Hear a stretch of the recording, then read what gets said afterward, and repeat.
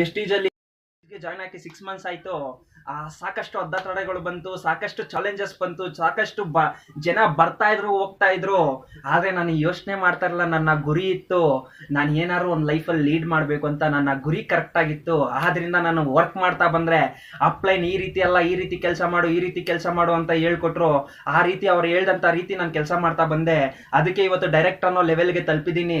Thanks ಹೇಳ್ತೀನಿ ನಮ್ಮ ಅಪ್ಲೈನ್ಸ್ಗೆಲ್ಲ, Elias sir ಮತ್ತೆ ಅಫ್ತಾಬ್ ಸರ್, ಇಸ್ಮೇಲ್ ಸರ್ಗೆ. ಯಾಕಂದ್ರೆ ಗುರು ಇದ್ರು ಹಿಂದೆ, ಗುರಿ ತಲುಪದೆ ಮುಂದೆ ಇನ್ನ ಗುರಿ ತಲುಪೋದು ಜಾಸ್ತಿ ಇದೆ. ಯಾಕಂದ್ರೆ ನನ್ನ ನಂಬಿ ಬರ್ತಾ ಇರೋಂಥ ಪಾರ್ಟ್ನರ್ಸ್ ಏನಿದ್ದಾರೆ ಅವರೆಲ್ಲ ಕಂಗ್ರ್ಯಾಚುಲೇಷನ್ಸ್ ಹೇಳ್ತೀನಿ. ಯಾಕಂದ್ರೆ ಒಳ್ಳೆ ಪ್ಲಾಟ್ಫಾರ್ಮ್ ಅಲ್ಲಿ ಇದೀವಿ. ಲಾಕ್ಡೌನ್ ಅಂತ ಎಲ್ಲ ಮನೇಲಿ ಕೂತಿದ್ರೆ ವೆಸ್ಟೀಜರ್ಸ್ ಲಾಕ್ಡೌನ್ ಅಲ್ಲಿ ವರ್ಕ್ ಫಾರ್ ಹೋಮ್ ಮಾಡ್ತಾ ಇದ್ದಾರೆ.